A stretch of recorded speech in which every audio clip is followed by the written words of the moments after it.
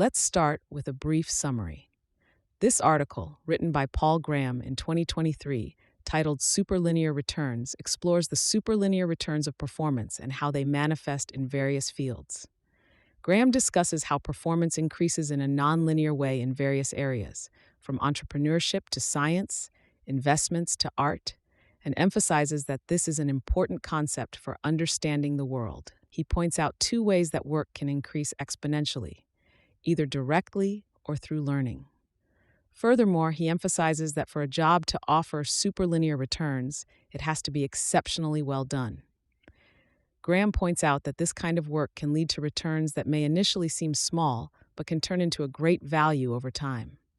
Therefore, he suggests that focusing heavily on small returns at the beginning can lead to great success over time. Before we dive in, I want to share a quick note about how this podcast is created. As you've probably noticed, this podcast isn't voiced by a human, but by artificial intelligence. I'm obligated to inform you of this beforehand due to the rules of AI services. This podcast is made possible by our sponsor, Wope.com, an AI startup that combines content marketing with artificial intelligence to significantly boost traffic and revenue of your startups. For all the latest content, be sure to follow me at x.com yigitkoner. Now let's turn our attention back to the essay, Exploring the Superlinear Returns in Performance. Original title, Superlinear Returns. Date, October 2023. One of the most important things I didn't understand about the world when I was a child is the degree to which the returns for performance are superlinear.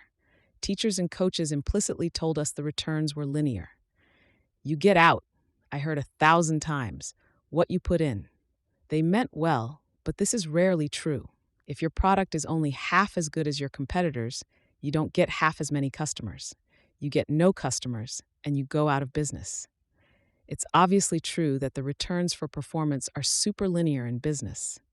Some think this is a flaw of capitalism, and that if we change the rules, it would stop being true. But superlinear returns for performance are a feature of the world, not an artifact of rules we've invented. We see the same pattern in fame, power, military victories, knowledge, and even benefit to humanity. In all of these, the rich get richer. You can't understand the world without understanding the concept of superlinear returns. And if you're ambitious, you definitely should, because this will be the wave you surf on. It may seem as if there are a lot of different situations with superlinear returns, but as far as I can tell, they reduce to two fundamental causes: exponential growth and thresholds. The most obvious case of superlinear returns is when you're working on something that grows exponentially. For example, growing bacterial cultures. When they grow at all, they grow exponentially. But they're tricky to grow, which means the difference in outcome between someone who's adept at it and someone who's not is very great. Startups can also grow exponentially, and we see the same pattern there. Some manage to achieve high growth rates, most don't. And as a result, you get qualitatively different outcomes. The companies with high growth rates tend to become immensely valuable, while the ones with lower growth rates may not even survive. Y Combinator encourages founders to focus on growth rate rather than absolute numbers. It prevents them from being discouraged early on when the absolute numbers are still low. It also helps them decide what to focus on. You can use growth rate as a compass to tell you how to evolve the company. But the main advantage is that by focusing on growth rate, you tend to get something that grows exponentially. YC doesn't explicitly tell founders that with growth rate, you get out what you put in, but it's not far from the truth. And if growth rate were proportional to performance, then the reward for performance, P over time, T, would be proportional to PT. Even after decades of thinking about this, I find that sentence startling. Whenever how well you do depends on how well you've done, you'll get exponential growth, but neither our DNA nor our customs prepare us for it. No one finds exponential growth natural. Every child is surprised, the first time they hear it, by the story of the man who asks the king for a single grain of rice the first day and double the amount each successive day. What we don't understand, naturally, we develop customs to deal with. But we don't have many customs about exponential growth either, because there have been so few instances of it in human history. In principle, herding should have been one. The more animals you had, the more offspring they'd have. But in practice, grazing land was the limiting factor, and there was no plan for growing that exponentially. Or more precisely, no generally applicable plan. There was a way to grow one's territory exponentially, by conquest.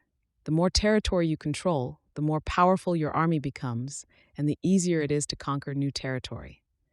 This is why history is full of empires. But so few people created or ran empires that their experiences didn't affect customs very much. The emperor was a remote and terrifying figure, not a source of lessons one could use in one's own life. The most common case of exponential growth in pre-industrial times was probably scholarship. The more you know, the easier it is to learn new things. The result, then as now, was that some people were startlingly more knowledgeable than the rest about certain topics. But this didn't affect customs much either. Although empires of ideas can overlap and there can thus be far more emperors, in pre-industrial times this type of empire had little practical effect. That has changed in the last few centuries. Now the emperors of ideas can design bombs that defeat the emperors of territory. But this phenomenon is still so new that we haven't fully assimilated it. Few even of the participants realize they're benefiting from exponential growth or ask what they can learn from other instances of it. The other source of superlinear returns is embodied in the expression winner take all. In a sports match, the relationship between performance and return is a step function. The winning team gets one win, whether they do much better or just slightly better. The source of the step function is not competition per se, however. It's that there are thresholds in the outcome. You don't need competition to get those. There can be thresholds in situations where you're the only participant, like proving a theorem or hitting a target. It's remarkable how often a situation with one source of superlinear returns also has the other. Crossing thresholds leads to exponential growth. The winning side in a battle usually suffers less damage, which makes them more likely to win in the future. And exponential growth helps you cross thresholds. In a market with network effects, a company that grows fast enough can shut out potential competitors. Fame is an interesting example of a phenomenon that combines both sources of superlinear returns. Fame grows exponentially because existing fans bring you new ones. But the fundamental reason it's so concentrated is thresholds. There's only so much room on the A-list in the average person's head. The most important case combining both sources of superlinear returns may be learning. Knowledge grows exponentially, but there are also thresholds in it. Learning to ride a bicycle, for example. Some of these thresholds are akin to machine tools. Once you learn to read, you're able to learn anything else much faster. But the most important thresholds of all are those representing new discoveries. Knowledge seems to be fractal in the sense that if you push hard at the boundary of one area of knowledge, you sometimes discover a whole new field. And if you do, you get first crack at all the new discoveries to be made in it. Newton did this, and so did Dürer and Darwin. Are there general rules for finding situations with superlinear returns? The most obvious one is to seek work that compounds. There are two ways work can compound. It can compound directly, in the sense that doing well in one cycle causes you to do better in the next. That happens, for example, when you're building infrastructure or growing an audience or brand. Or work can compound by teaching you, since learning compounds. This second case is an interesting one because you may feel you're doing badly as it's happening. You may be failing to achieve your immediate goal. But if you're learning a lot, then you're getting exponential growth nonetheless. This is one reason Silicon Valley is so tolerant of failure. People in Silicon Valley aren't blindly tolerant of failure. They'll only continue to bet on you if you're learning from your failures. But if you are in fact a good bet. Maybe your company didn't grow the way you wanted, but you yourself have, and that should yield results eventually. Indeed, the forms of exponential growth that don't consist of learning are so often intermixed with it that we should probably treat this as the rule rather than the exception. Which yields another heuristic: always be learning. If you're not learning, you're probably not on a path that leads to superlinear returns. But don't over-optimize what you're learning. Don't limit yourself to learning things that are already known to be valuable. You're learning. You don't know for sure yet what's going to be valuable, and if you're too strict, you'll lop off the outliers. What about step functions? Are there also useful heuristics of the form seek thresholds or seek competition? Here, the situation is trickier. The existence of a threshold doesn't guarantee the game will be worth playing. If you play a round of Russian roulette, you'll be in a situation with a threshold, certainly, but in the best case, you're no better off. Seek competition is similarly useless. What if the prize isn't worth competing for? Sufficiently fast exponential growth guarantees both the shape and magnitude of the return curve, because something that grows fast enough will grow big even if it's trivially small at first. But thresholds only guarantee the shape. A principle for taking advantage of thresholds has to include a test to ensure the game is worth playing. Here's one that does. If you come across something that's mediocre, yet still popular, it could be a good idea to replace it. For example, if a company makes a product that people dislike, yet still buy, then presumably they'd buy a better alternative if you made one. It would be great if there were a way to find promising intellectual thresholds. Is there a way to tell which questions have whole new fields beyond them? I doubt we could ever predict this with certainty. But the prize is so valuable that it would be useful to have predictors that were even a little better than random, and there's hope of finding those. We can to some degree predict when a research problem isn't likely to lead to new discoveries, when it seems legit but boring, whereas the kind that do lead to new discoveries tend to seem very mystifying but perhaps unimportant. If they were mystifying and obviously important, they'd be famous, open questions with lots of people already working on them. So one heuristic here is to be driven by curiosity rather than careerism, to give free rein to your curiosity instead of working on what you're supposed to. The prospect of superlinear returns for performance is an exciting one for the ambitious. And there's good news in this department. This territory is expanding in both directions. There are more types of work in which you can get superlinear returns, and the returns themselves are growing. There are two reasons for this, though they're so closely intertwined that they're more like one and a half: progress in technology and the decreasing importance of organizations. 50 years ago, it used to be much more necessary to be part of an organization to work on ambitious projects. It was the only way to get the resources you needed, the only way to have colleagues, and the only way to get distribution. So in 1970, your prestige was in most cases the prestige of the organization you belonged to.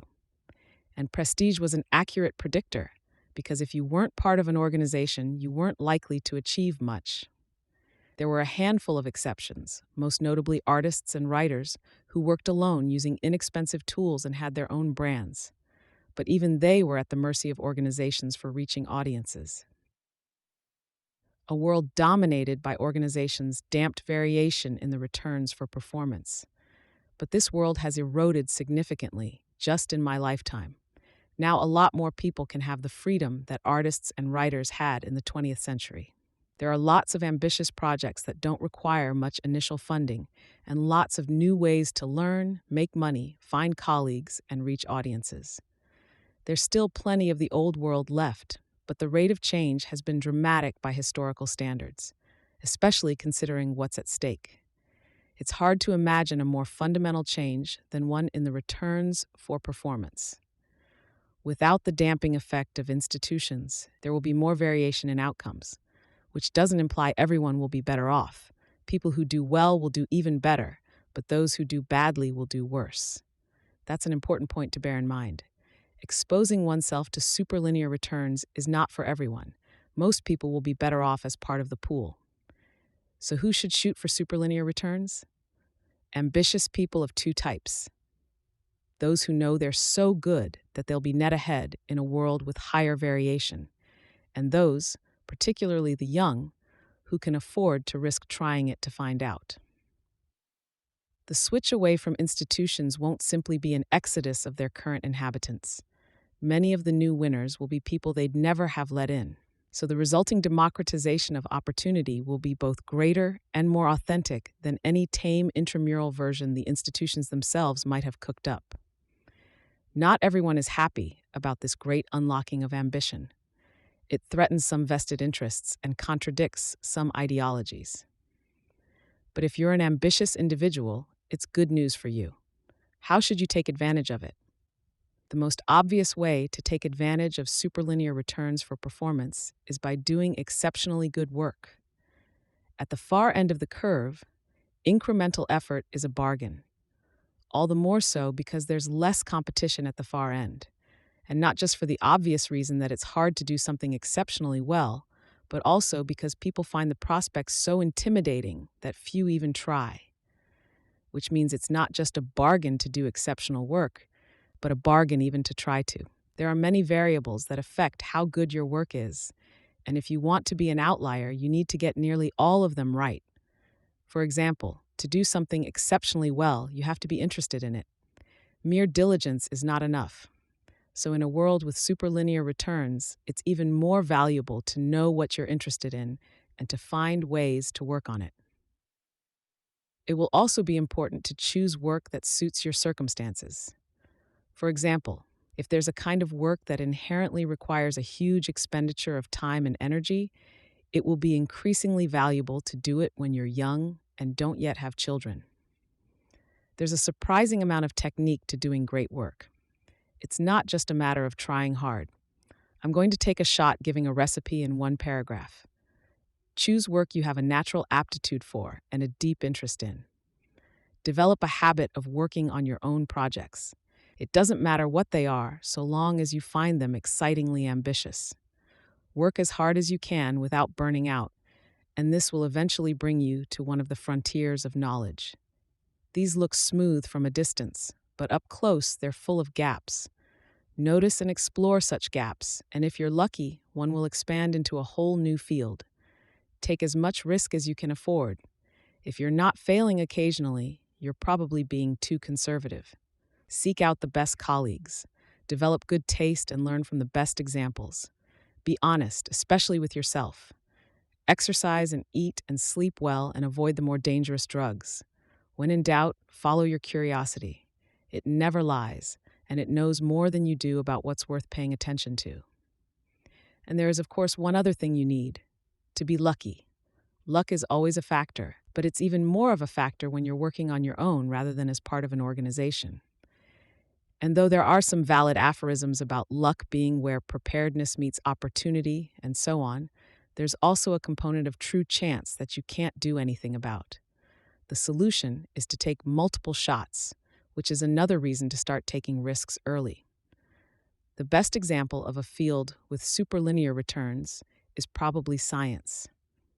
It has exponential growth in the form of learning, combined with thresholds at the extreme edge of performance, literally at the limits of knowledge. The result has been a level of inequality in scientific discovery that makes the wealth inequality of even the most stratified societies seem mild by comparison. Newton's discoveries were arguably greater than all his contemporaries combined. This point may seem obvious, but it might be just as well to spell it out. Superlinear returns imply inequality. The steeper the return curve, the greater the variation in outcomes. In fact, the correlation between superlinear returns and inequality is so strong that it yields another heuristic for finding work of this type. Look for fields where a few big winners outperform everyone else. A kind of work where everyone does about the same is unlikely to be one with superlinear returns. What are fields where a few big winners outperform everyone else? Here are some obvious ones: sports, politics, art, music, acting, directing, writing, math, science, starting companies, and investing. In sports, the phenomenon is due to externally imposed thresholds. You only need to be a few percent faster to win every race. In politics, power grows much as it did in the days of emperors. And in some of the other fields, including politics, success is driven largely by fame, which has its own source of superlinear growth. But when we exclude sports and politics and the effects of fame, a remarkable pattern emerges. The remaining list is exactly the same as the list of fields where you have to be in HT to succeed. where your ideas have to be not just correct, but novel as well. This is obviously the case in science. You can't publish papers saying things that other people have already said. But it's just as true in investing, for example.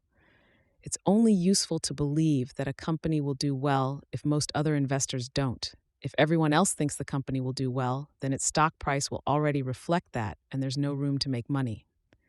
What else can we learn from these fields? In all of them, you have to put in the initial effort. Superlinear returns seem small at first. At this rate, you find yourself thinking, I'll never get anywhere. But because the reward curve rises so steeply at the far end, it's worth taking extraordinary measures to get there. In the startup world, the name for this principle is do things that don't scale. If you pay a ridiculous amount of attention to your tiny initial set of customers, ideally you'll kick off exponential growth by word of mouth. But this same principle applies to anything that grows exponentially. Learning, for example. When you first start learning something, you feel lost. But it's worth making the initial effort to get a toehold, because the more you learn, the easier it will get. There's another more subtle lesson in the list of fields with superlinear returns: not to equate work with a job. For most of the 20th century, the two were identical for nearly everyone. And as a result, we've inherited a custom that equates productivity with having a job. Even now, to most people, the phrase, your work, means their job. But to a writer or artist or scientist, it means whatever they're currently studying or creating. For someone like that, their work is something they carry with them from job to job, if they have jobs at all. It may be done for an employer, but it's part of their portfolio. It's an intimidating prospect to enter a field where a few big winners outperform everyone else. Some people do this deliberately, but you don't need to. If you have sufficient natural ability and you follow your curiosity sufficiently far, you'll end up in one. Your curiosity won't let you be interested in boring questions, and interesting questions tend to create fields with superlinear returns if they're not already part of one. The territory of superlinear returns is by no means static. Indeed, the most extreme returns come from expanding it. So while both ambition and curiosity can get you into this territory, curiosity may be the more powerful of the two. Ambition tends to make you climb existing peaks, but if you stick close enough to an interesting enough question, it may grow into a mountain beneath you. Notes: there's a limit to how sharply you can distinguish between effort, performance, and return, because they're not sharply distinguished in fact. What counts as return to one person might be performance to another, but though the borders of these concepts are blurry, they're not meaningless. I've tried to write about them as precisely as I could without crossing into error. Evolution itself is probably the most pervasive example of superlinear returns for performance. But this is hard for us to empathize with because we're not the recipients. We're the returns.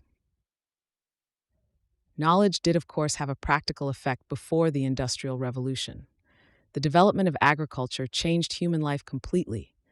But this kind of change was the result of broad, gradual improvements in technique, not the discoveries of a few exceptionally learned people. It's not mathematically correct to describe a step function as superlinear, but a step function starting from zero works like a superlinear function when it describes the reward curve for effort by a rational actor. If it starts at zero, then the part before the step is below any linearly increasing return, and the part after the step must be above the necessary return at that point, or no one would bother. Seeking competition could be a good heuristic in the sense that some people find it motivating. It's also somewhat of a guide to promising problems because it's a sign that other people find them promising. But it's a very imperfect sign. Often there's a clamoring crowd chasing some problem, and they all end up being trumped by someone quietly working on another one. Not always, though. You have to be careful with this rule. When something is popular despite being mediocre, there's often a hidden reason why. Perhaps monopoly or regulation make it hard to compete. Perhaps customers have bad taste or have broken procedures for deciding what to buy. There are huge swathes of mediocre things that exist for such reasons. In my 20s, I wanted to be an artist, worked, and even went to art school to study painting, mostly because I liked art, but a non-trivial part of my motivation came from the fact that artists seemed least at the mercy of organizations. In principle, everyone is getting superlinear returns. Learning compounds, and everyone learns in the course of their life. But in practice, few push this kind of everyday learning to the point where the return curve gets really steep. It's unclear exactly what advocates of equity mean by it. They seem to disagree among themselves. But whatever they mean is probably at odds with a world in which institutions have less power to control outcomes, and a handful of outliers do much better than everyone else. It may seem like bad luck for this concept that it arose at just the moment when the world was shifting in the opposite direction, but I don't think this was a coincidence. I think one reason it arose now is because its adherents feel threatened by rapidly increasing variation in performance. Corollary: parents who pressure their kids to work on something prestigious, like medicine, even though they have no interest in it, will be hosing them even more than they have in the past. 10. The original version of this paragraph was the first draft of How to Do Great Work, greatwork.html. As soon as I wrote it, I realized it was a more important topic than superlinear returns. So I paused the present essay to expand this paragraph into its own. Practically nothing remains of the original version, because after I finished How to Do Great Work, I rewrote it based on that.